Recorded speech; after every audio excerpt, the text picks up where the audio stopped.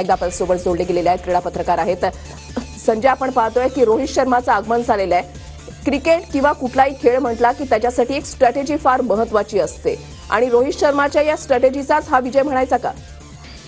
निश्चितच रोहित शर्माचं स्वप्न होतं, आपल्या सगळ्यांना माहिती असेल। आता TV9 कडनं 2 वर्षापूर्वी मेलबॉर्नला ऑस्ट्रेलियामध्ये वर्ल्ड कप झाला होता, तो पाहण्यासाठी आपण त्याचं कव्हरिंग केलं होतं। तेव्हा भारताचं स्वप्न अपूर्ण राहिलं होतं, आपण इंग्लंडकडनं पराभूत झालो होतो। पण त्यानंतर पुन्हा एकदा अहमदाबादमध्ये आपलं एक दिवसीय वर्ल्ड कपचं स्वप्न अपूर्ण राहिलं। एक 17 वर्षाचा एक मोठा दीर्घ असा इंतजार होता की भारतीय वर्ल्ड कप कधी जिंकणार, पण ते स्वप्न पूर्ण झालं बार्बाडोसमध्ये आणि तब्बल 5 दिवसाने रोहित सेना येते।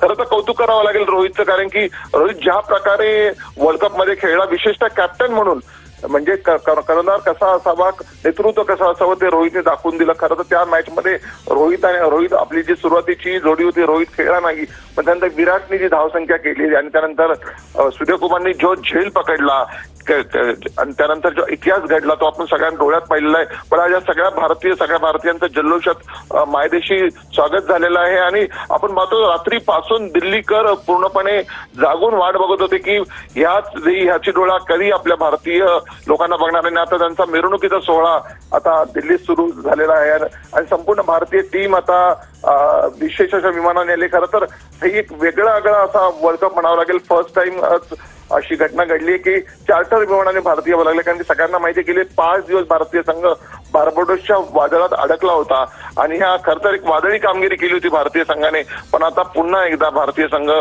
मायदेशी परतलाय। एक जंगी असं स्वागत राजधानी दिल्ली दिसेल, पण सगळ्यांना उत्सुकता आहे ती म्हणजे मुंबईच्या जी परेड निघणार आहे, जी भव्य मिरवणूक निघणार आहे त्याची, आणि रोहितने त्याचं खास निमंत्रण दिले आपल्या सगळ्या चाहत्यांना की आपण सगळे भेटूया मरीन ड्राईव्हवर, आणि असा मोठा भरगच्च कार्यक्रम असा आहे भारतीय संघाचा।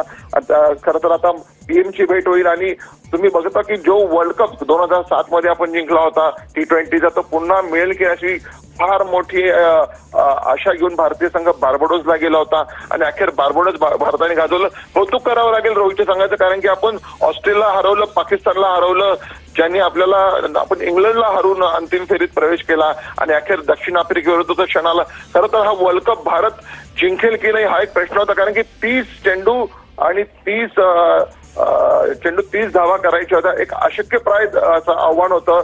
अखेर भारतीय संघाने करिश्मा घडवला। कौतुक करावं लागेल भारताच्या, कारण की मी मेलबॉर्नला जेव्हा TV9 कडनं T20चं कव्हरेज करायला गेलो तेव्हा डेथ ओव्हर असतात वृषाली, 18वी 19वी 20वी, त्या डेथ ओव्हर मध्येच भारतीय संघाला पराभव स्वीकारला लागला होता। पण यंदा त्या डेथ ओव्हर मध्येच 18वी ओव्हर जेव्हा आपण RCBला बघतोय आता, किंवा त्यानंतर विशेषतः आपल्या गोलंदाजांनी जी भेदक अशी गोलंदाजी केली आणि अशक्य प्राय असा ऐतिहासिक असा विजय आणला, तब्बल 17 वर्षांनी T20ची ट्रॉफी आता उंचवतोय आणि ट्रॉफी बघण्यासाठी तमाम भारतीयांची डोळे आता दिल्लीकडे लागलेले आहेत वृषाली। नक्कीच एकीकडे आपण पाहतोय की ज्या वेळेला टीम इंडिया ही दिल्ली विमानतळावर पोहोचलेली होती, हातामध्ये ट्रॉफी होती, एक आत्मविश्वास असतो, एक आनंद द्विगुणित झालेला असतो आणि एक अभिमानास्पद बाब जी आहे ती म्हणजे की 4थ्यांदा वर्ल्ड कप आपण जिंकलेला आहे आणि हा वर्ल्ड कप हातामध्ये घेऊन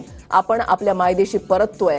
देशवासियांवरच्या चेहऱ्यावरचा जो उत्साह, आनंद हे सर्व काही सांगून जात आहे, कारण ज्या वेळेला ही टीम, कुठलीही टीम, कुठल्याही खेळामधली टीम असो, ती क्रिकेटची टीम असो किंवा आणखीन कुठले खेळाडू, ज्या वेळेला आपल्या देशाचं प्रतिनिधित्व करतात, बाहेरच्या देशामध्ये जातात आणि ज्या वेळेला विश्वचषक जिंकतात, पारितोषिक जिंकतात आणि ज्यावेळेला मायदेशी परततात, त्यावेळेला एक अभिमानाची बाब जी आहे ती मन ऊर जो आहे तो अक्षरशः भरून येत असतो की हो, की आपण आपल्या देशाचं नाव उज्ज्वल केलं।